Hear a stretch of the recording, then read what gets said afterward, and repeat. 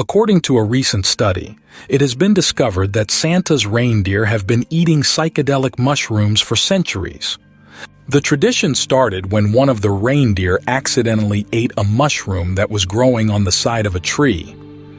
The reindeer started to see colors and patterns that it had never seen before. It was so amazed by the experience that it went back to the other reindeer and told them all about it.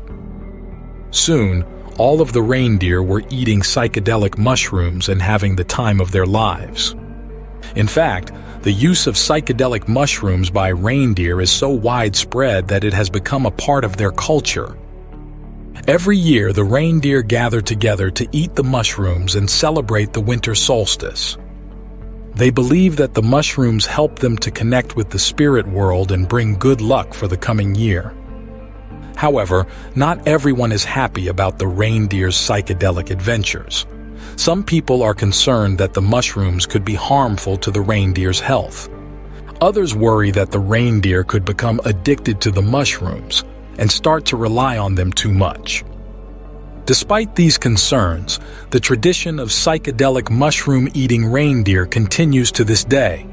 So, if you ever see a reindeer with a big smile on its face, you'll know why.